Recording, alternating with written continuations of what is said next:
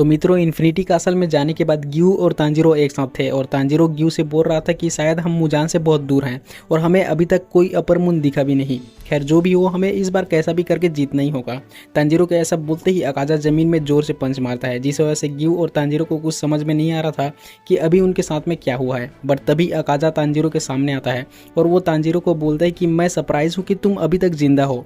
इसके बाद तांजीरो और अकाजा एक दूसरे के ऊपर चिल्लाते हुए अटैक करते हैं और इस बार तांजीरो अकाजा के अटैक को डॉज करने के साथ साथ अकाजा के एक हाथ को भी काट देता है। और इस बार तांजीरो को अपने ऊपर थोड़ा भरोसा आता है कि वो इस बार पहले से ज़्यादा पावरफुल हो गया है और वो अकाजा से फाइट कर सकता है। तांजीरो ये सब सोच ही रहा था कि अकाजा बहुत स्पीड से तांजीरो पे अटैक करता है, बट तांजीरो अकाजा के इस अटैक से भी बच जाता है और ये चीज़ देख के अकाजा बहुत हैरान था।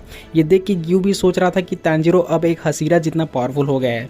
इतना ही नहीं, अकाजा भी बोलता है कि उस दिन रेंगोकू ने तुम्हारे बारे में सच ही कहा था कि तुम वीक नहीं हो और इसलिए अब से तुम मेरे रिस्पेक्ट डिजर्व करते हो।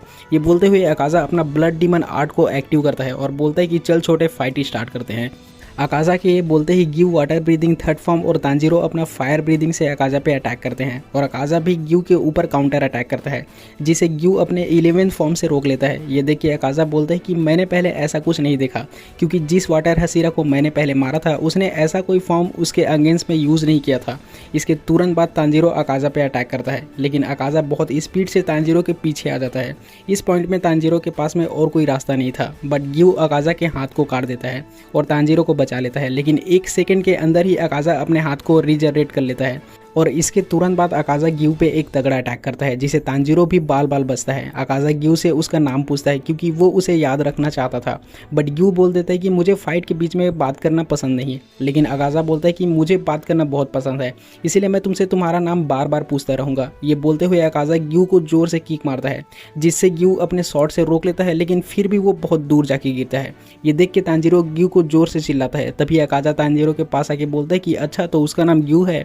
ये बोलते हुए अकाजा तांजीरो पे अटैक करता है और तांजीरो भी अपने आप को डिफेंड करता है, बट फिर भी तांजीरो बहुत दूर जाके गिरता है। अकाजा तांजीरो का तारीफ करता है कि तुमने बहुत कम टाइम में अपने आप को काफ़ी पावरफुल बना लिया है। अकाजा रेनगोकू को डम बोलता है, क्योंकि रेनगोकू एज अ ह्यूमन उस दिन के कंपेयर में और भी ज़्यादा पावरफुल नहीं हो सकता था।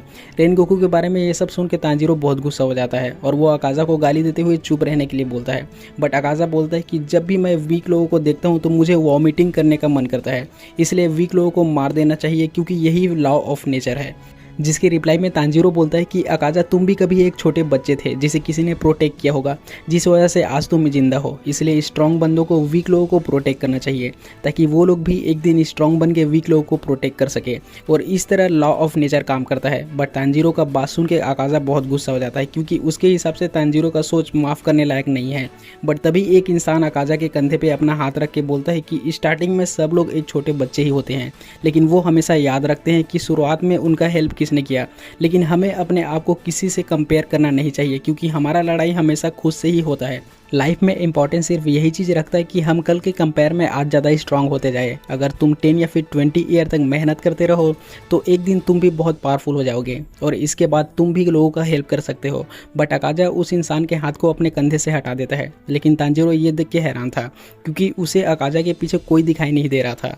खैर इसके बाद अकाजा तांजीरो को जोर से पंच मारता है। तांजीरो इस पंच से बच जाता है, लेकिन फिर भी वो बहुत दूर जाके गिरता है।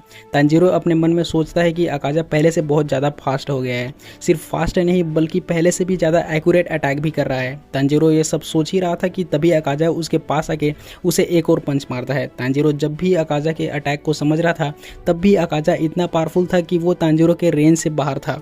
इसलिए तांजीरो अकाजा के हर मूव को अपने दिमाग में सोचता है, ताकि उसे अकाजा का कोई वीकनेस पता चल सके। तांजीरो अकाजा पे एक और अटैक करता है, लेकिन जैसे ही तांजीरो का शॉट अकाजा के गले के पास में आता है, अकाजा आराम से बच जाता है और तांजीरो के अटैक का मजाक उड़ाता है। इतना ही नहीं, अकाजा तांजीरो के ब्लेड को पकड़ लेता है और उसे तोड़ने लगता है। इसलिए तांजीरो अकाजा को जोर से हेडबट देता है, लेकिन फिर भी अकाजा तांजीरो के ब्लेड को नहीं छोड़ता और ऐसा लग रहा था कि अकाजा तांजीरो को हरा देगा, क्योंकि उसे शॉट के बिना तांजीरो कैसे हरा पाएगा।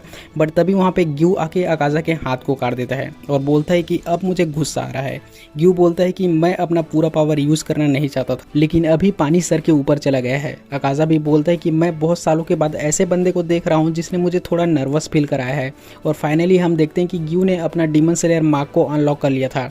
इसके बाद ग्यू और अकाजा एक दूसरे के ऊपर अटैक करते हैं और ग्यू की स्पीड से अकाजा शॉक हो जाता है क्योंकि ग्यू ने ऑलमोस्ट अकाजा के गले को काट ही दिया था। इसके बाद ग्यू और अकाजा एक दूसरे के ऊपर कंटिन्यूसली अटैक करते हैं जिसमें अकाजा भी तुरंत ही ग्यू की स्पीड को मैच कर लेता है। ऐसे में अगर फाइट लंबा चला तो ग्यू का स्टैमिना खत्म हो जाएगा और इस बात को तांजीरो नोटिस कर लेता है। इसलिए तांजीरो अकाजा के पीछे आके उसके ऊपर अटैक करता है, लेकिन अकाजा तांजीरो के शॉट को पकड़ लेता है और तांजीरो पे काउंटर अटैक करता है।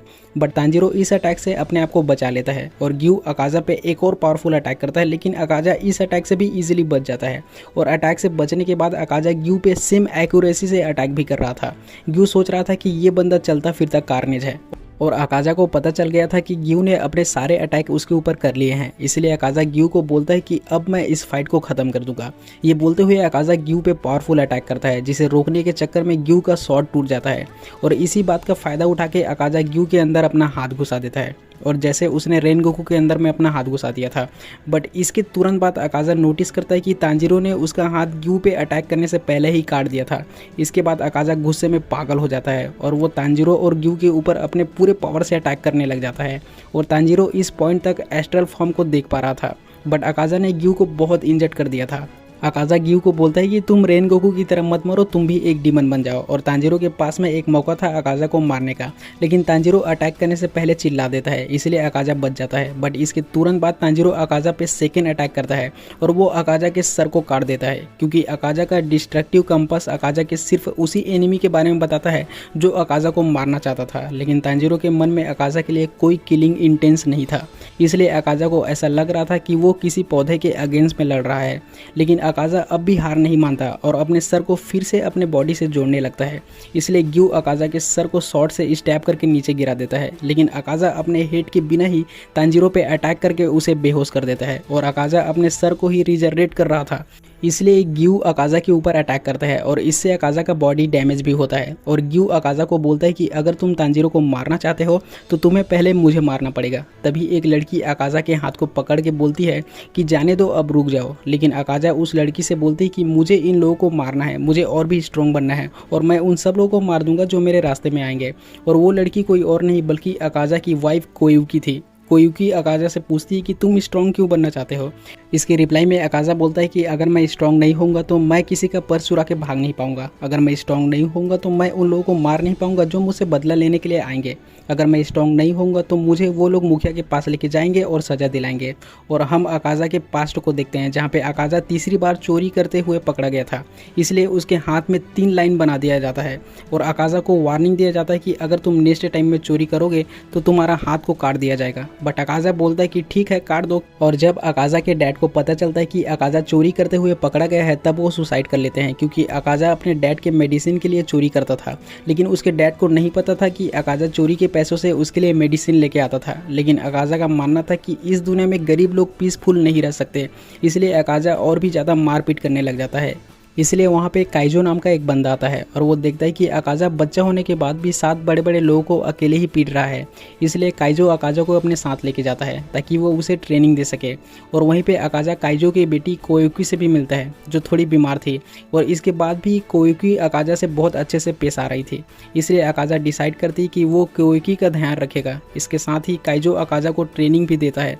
धीरे धीरे टाइम बीत जाता है और अकाजा 18 साल और कोयुकी 16 साल की हो जाती है। इसलिए एक दिन काइजो अकाजा को बोलता है कि क्या तुम मेरे डोजो और कोयुकी का जिम्मेदारी लोगे। ये सुन के अकाजा मान जाता है क्योंकि वो भी कोयुकी से बहुत प्यार करता था। अब अकाजा के लाइफ में सब कुछ सही चल रहा था, इसलिए शादी से पहले अकाजा अपने फादर के ग्रेव में जाता है ताकि उसे सब कुछ बता सके, उसे थैंक्स बोल सके। लेकिन जब वो वापस लौटता है तब एक लड़की उसे बताती है कि काइजो के दुश्मनों ने उसके कुएं में पॉइजन मिला दिया था, जिस पानी को पीने की वजह से कोयुकी और काइजो दोनों मारे गए। इसके साथ ही अकाजा का एक हैप्पी लाइफ जीने का सपना भी टूट गया था। इसलिए अकाजा काइजो और कोयुकी को मारने वालों को बहुत ही ब्रूटली मारता है, इतना ब्रूटली जिससे कई लोगों का बॉडी पार्ट ही नहीं मिलता और कई लोग तो ये सब देख के बेहोश ही हो गए थे। इसके बाद अकाजा के पास मुजान आता है और मुजान अकाजा के गुस्से का फायदा उठा के उसे डीमन बना देता है। तो ये था अकाजा का बैक स्टोरी। इसके बाद प्रेजेंट टाइम में अकाजा ने ऑलमोस्ट अपने सर को रिजनरेट कर लिया था और इस टाइम तक तांजीरो भी उठ गया था, लेकिन अकाजा तांजीरो और ग्यू पे भारी पड़ रहा था। बट अकाजा अकाजा काइजो और अपने पुराने दिन को याद करता है और खुद को ही मार लेता है। इसके बाद अकाजा अपने डैड को बोलता है कि क्या आप ठीक हो, क्या आप खुश हो। इसके रिप्लाई में अकाजा का डैड अकाजा को बोलता है कि मैं ठीक हूँ, थैंक यू। अकाजा ने अब तक जो भी किया था उसके लिए वो माफ़ी मांगता है, लेकिन मुजान अकाजा को बोलता है कि क्या तुम्हें स्ट्रांग नहीं बनना, क्या तुम ऐसे ही हार मान जाओगे। और ये सुनते ही अकाजा फिर से अपने आप को हील करने लग जाता है, लेकिन कोयुकी अकाजा को बोलता है कि कब तक तुम लड़ते रहोगे, अब टाइम है तुम्हारे रुक जाने का, तुमने जो भी अब तक किया वो काफ़ी है। ये सुनते ही अकाजा रोते हुए कोयुकी को गले लगा लेता है और उससे माफ़ी मांगने लग जाता है कि वो उसे बचा नहीं पाया। बट कोयुकी बोलती है कि इट्स ओके, मेरे लिए ये ही काफ़ी है कि तुमने हमें याद रखा। इसके बाद हम देखते हैं कि अकाजा का बॉडी फाइनली इरेज हो जाता है। इसका मतलब तांजीरो और ग्यू ने अकाजा को हरा दिया था। बट ऐसा कहना गलत होगा, क्योंकि अगर अकाजा चाहता तो वो फिर से अपने आप को हील करके तांजीरो और ग्यू को मार सकता था, क्योंकि इस पॉइंट तक ग्यू और तांजीरो बहुत इंजर्ड हो गए थे और थक भी गए थे। सो मित्रों, आई होप ये वीडियो आप लोगों को अच्छा लगा होगा। इन कमेंट में बता देना कि नेक्स्ट वीडियो किसके फाइट की चाहिए।